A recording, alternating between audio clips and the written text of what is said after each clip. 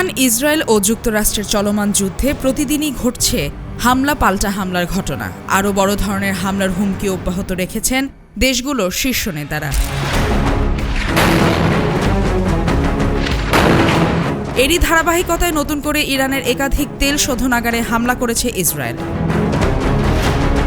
হামলা হয়েছে একটি পানি বিশুদ্ধকরণ প্ল্যান্টেও। জবাবে কঠোর পরিণতির হুঁশিয়ারি দিয়েছে ইরান, যদিও মার্কিন প্রেসিডেন্ট ডোনাল্ড ট্রাম্প এই বিষয়ে কিছুই জানেন না বলে মন্তব্য করেছেন। ফার্স্ট নিউজ জানিয়েছে, হামলার শিকার হওয়া ডিপোগুলোর মধ্যে দুটি হচ্ছে সারান ও শাহরে। এগুলো তেহরানের ভিন্ন ভিন্ন এলাকায় অবস্থিত। ভিডিওতে বিশাল কালো ধোঁয়ার কুণ্ডলী উঠতে দেখা যায়। তেহরানের কাছাকাছি কারাজ শহরের একটি তেল শোধনাগারেও হামলা হয়েছে। আল জাজিরা জানিয়েছে, তেল শোধনাগারে হামলার পেছনে মূলত দুটি উদ্দেশ্য থাকতে পারে। ১. আতঙ্ক সৃষ্টি করা। ২. এসব হামলার মাধ্যমে ইরানের সামরিক বাহিনীর চলাচল বিঘ্নিত করা। তেল শোধনাগারগুলো ইরানের জ্বালানি সরবরাহ ও সামরিক কার্যক্রমের জন্য গুরুত্বপূর্ণ। এদিকে আইআরজিসি জানিয়েছে, তারা অপারেশন ট্রুজ প্রমিস 4-এর ২৭তম হামলা চালিয়েছে। সমন্বিত এই হামলায় ড্রোন ও ক্ষেপণাস্ত্র ব্যবহার করা হয়েছে।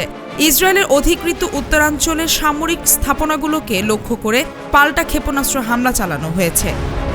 ইরানের সেনাবাহিনী জানিয়েছে, গত ২৪ ঘন্টায় ইরানি সশস্ত্র বাহিনী ৩ দেশে পাল্টা হামলা চালিয়েছে। এসব হামলায় মোট ২২০ জন মার্কিন সৈন্য ও কমান্ডার নিহত বা আহত হয়েছেন। এছাড়া হামলায় ওই অঞ্চলে থাকা মার্কিন সামরিক স্থাপনা ও সম্পদের উল্লেখযোগ্য ক্ষতি হয়েছে। মালিহা চৌধুরী, আয়না টেলিভিশন।